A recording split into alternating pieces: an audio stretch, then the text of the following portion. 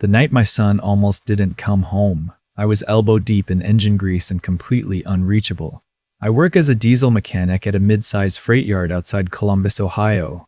Long shifts, loud equipment, phones locked in the locker room during active floor hours. That's just policy. My son, Mason, was 8 years old at the time. Bright kid.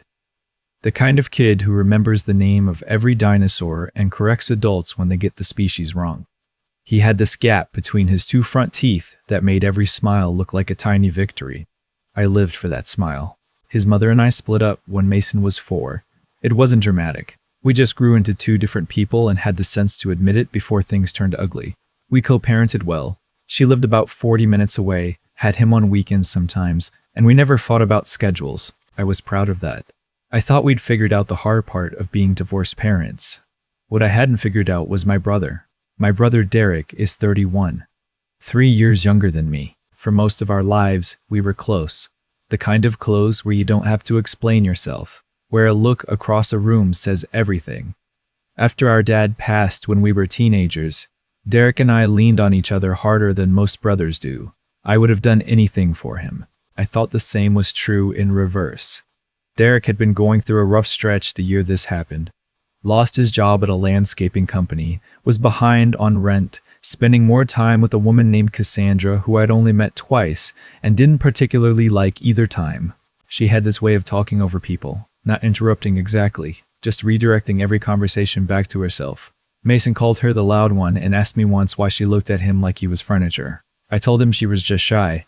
I didn't believe it, but I said it. The day it happened was a Tuesday in March. My normal babysitter, a retired school teacher named Mrs. Holt, who lived 2 blocks from us, had a knee procedure scheduled and couldn't take Mason after school. I'd known about it for 2 weeks and had tried to arrange coverage. Mason's mother had a mandatory all-day training at her hospital. She's a radiologic technologist and couldn't leave. I'd called 3 backup sitters and none were available on short notice. Derek called me Sunday night right when I was spiraling about it and offered to help. I'll grab him from the bus stop, he said. Take him back to my place, feed him dinner, keep him until you get off. Easy. I hesitated, not because I doubted Derek exactly, but because Cassandra had been staying at his apartment most nights, and I wasn't sure I wanted Mason around her for an entire afternoon without me there. But Derek assured me she'd be at work. He sounded steady, present, like the brother I'd grown up with. I said, yes. I wrote out everything on a notepad the night before. Mason's allergy to tree nuts. Severe. The kind that requires an EpiPen. The kind that had sent us to the ER once when he was 5 after a classmate's birthday cake had walnut in the frosting. I taped the note to the front of the bag that held his EpiPen, his emergency card, and his school folder. I handed it to Derek personally on Tuesday morning when I dropped the bag off at his apartment on my way to work. Tree nuts, I said. Nothing with tree nuts. Read the labels. And his EpiPen is right there if anything happens. Derek nodded. He took the bag. He looked me in the eye and said, I've got him. Go to work. I went to work. At 4:37 in the afternoon, I came out of the floor and checked my phone. 11 missed calls. 4 from a number I didn't recognize. 3 from Derek. 2 from Mason's school. 1 from Mason's mother. And 1 from a number that turned out to be Columbus Children's Hospital. The world doesn't go quiet when you get news like that. It gets louder, a roaring in your ears, the blood in your head, the mechanical noise of the freight yard suddenly feeling like it's pressing in from every direction. I called the hospital first. A nurse named Tanya told me my son had been brought in by ambulance just after 3:30. Anaphylaxis. He was stable, she said, but I needed to come immediately. I drove to that hospital the way you drive when your hands know what to do, but your brain is somewhere else entirely. I remember running 2 red lights. I remember someone honking. I don't remember parking. When I got to the pediatric unit, Tanya met me at the desk and walked me back herself. Mason was in a room with a curtain half drawn, hooked to an IV and a monitor, his face still slightly swollen around the eyes and lips.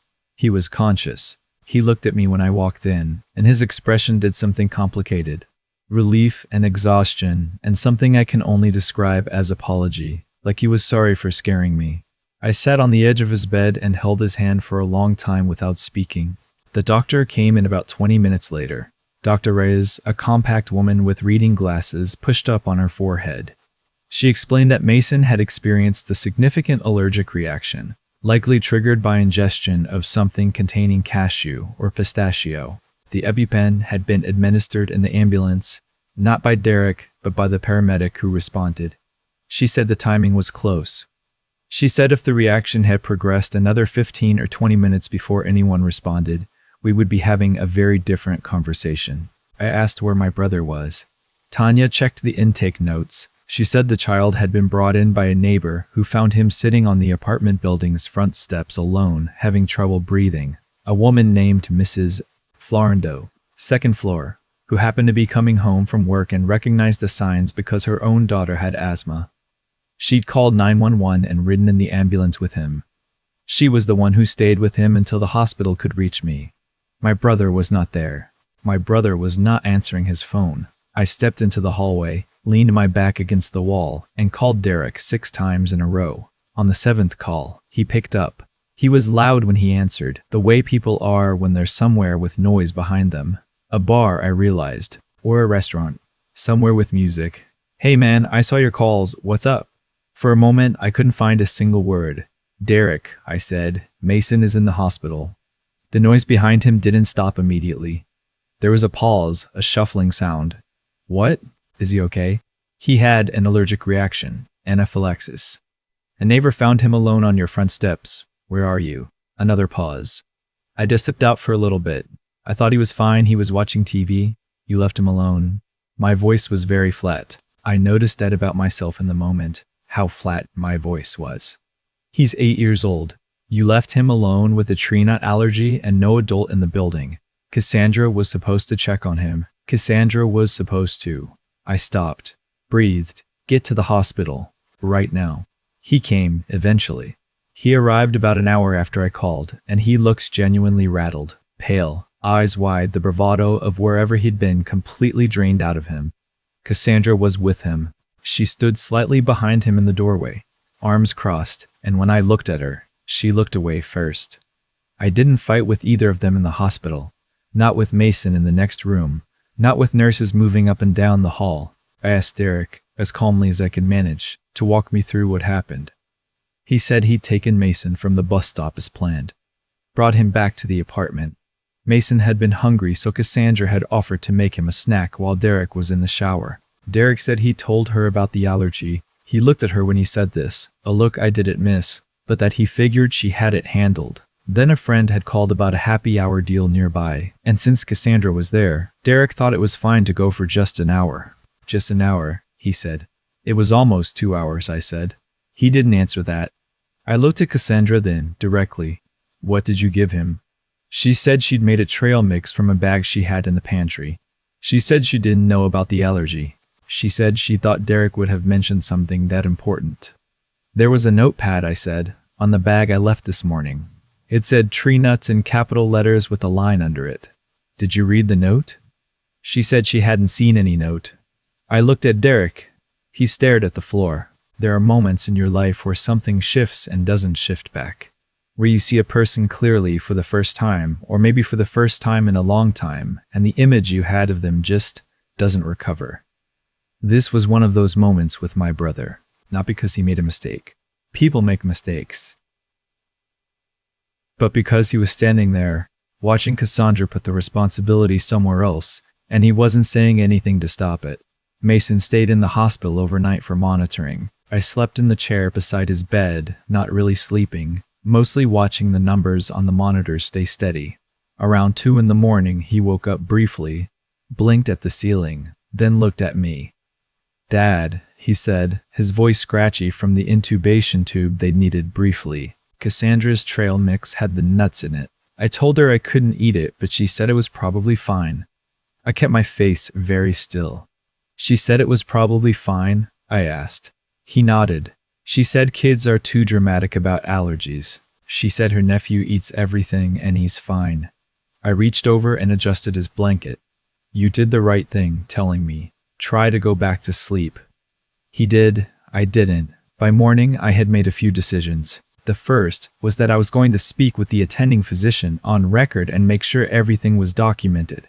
what Mason had been fed, the circumstances that led to the delay in emergency response, the fact that an 8-year-old with a known severe allergy had been left alone. The doctor told me the hospital was required to file a report with Child Protective Services given the circumstances.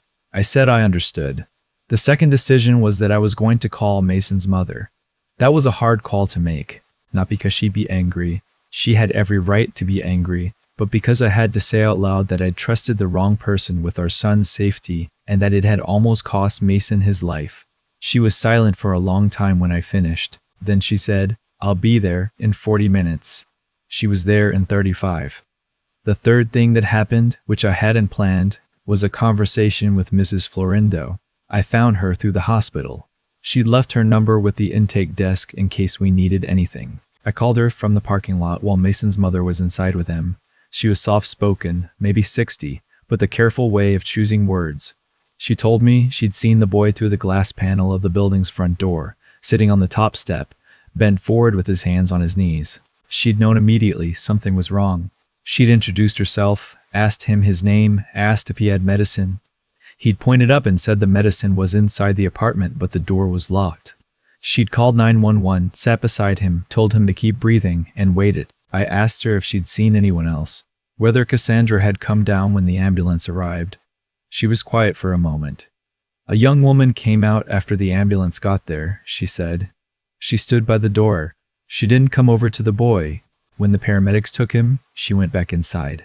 I thanked Mrs. Florindo. I thanked her in a way that I don't quite have words for, the way you thank someone who stepped into a gap that never should have existed. Over the following week, I spoke with a family attorney. The CPS report had been filed. There was an investigation opened. The finding, which came back about a month later, determined that the incident constituted negligent supervision. Derek received a formal warning. Cassandra, who was not Mason's legal guardian and had no formal childcare arrangement, faced no charges. The investigator told me that without evidence of intent, the threshold for criminal negligence in our state was difficult to meet. I sat with that for a long time. A lot of people, when I've told pieces of this story, ask me whether I pressed for more, whether I pushed harder for accountability. I want to be honest about what that felt like from the inside. I was exhausted. I had a child who needed stability more than he needed to watch the adults in his life fight. Mason had started having trouble sleeping, waking up in the middle of the night asking if his door was locked. He started carrying his EpiPen in his jacket pocket himself, checking for it the way some kids check for their phone. 8 years old. He'd learned, in one terrible afternoon, that the world was less safe than he'd thought. What I could give him was consistency.